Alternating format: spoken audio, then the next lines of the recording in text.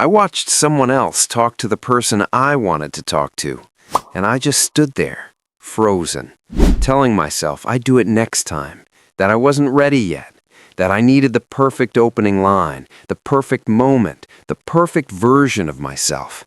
That happened to me 17 times before I realized something that changed everything.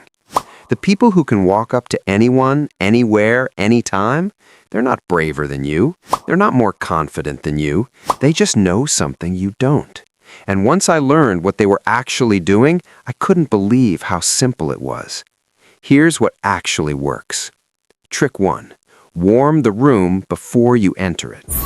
I used to think you just walked up and started talking, like flipping a switch from stranger to conversation in 1 second flat. And it failed every time.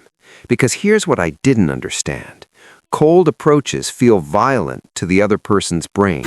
Not dangerous, just jarring. Like someone grabbing your shoulder in a dark room when you thought you were alone. Psychologists call this social priming. And the principle is dead simple. Make eye contact first, from across the room, just once. Smile, look away. That's it. What you're doing is letting their brain register you as safe before you say a single word. You're not a stranger anymore when you finally walk over. You're someone they've already noticed, someone who already exists in their world. Me doing this turned every approach from an interruption into a continuation, because by the time I actually walked up, the hardest part was already over. And that one tiny shift changed the entire first 30 seconds of every conversation I had. You think that's the most powerful one? Wait until you hear trick 2. Trick 2. Say the thing you're trying to hide. This one broke every rule I thought I knew. For years, I treated nervousness like a secret I had to bury. Act cool, look unbothered, never let them see that my heart was pounding so hard I could hear it in my ears. And it made everything worse. Because the effort of hiding it consumed all the mental energy I needed to actually be present in the conversation. I was so busy performing confidence that I forgot to be a person. Then I learned about something called anxiety reappraisal. And what researchers found is almost stupid simple. When you name what you're feeling out loud, it loses its grip on you almost immediately. Something like, "I'll be honest, I almost talked myself out of coming over here." That one sentence does something remarkable. It makes you instantly human. It makes them feel chosen instead of targeted. And people who make other people feel chosen become almost unfairly attractive in that moment. Me switching from hiding my nervousness to naming it changed everything. Because vulnerability isn't weakness. Vulnerability is the thing that makes people want to know you. Now, most people stop here. They learn these 2 tricks and think they've figured it out. But trick 3 is where everything actually changes. Trick 3. Stop trying to be impressive. I spent years walking into conversations thinking, how do I make them like me? What do I say to seem interesting? How do I prove I'm worth their time? And I cringe thinking about it now. Because the energy of trying to impress someone is something they feel before you finish your first sentence. It's slightly desperate, slightly performative, and it kills the interaction before it breathes. The complete opposite of that is curiosity. Real curiosity, genuine interest in who this person actually is when nobody's watching. Studies show that people who ask questions from a place of real interest, not to fill silence, not to seem engaged, but because they actually want to know, are rated as more attractive than people who talk about themselves.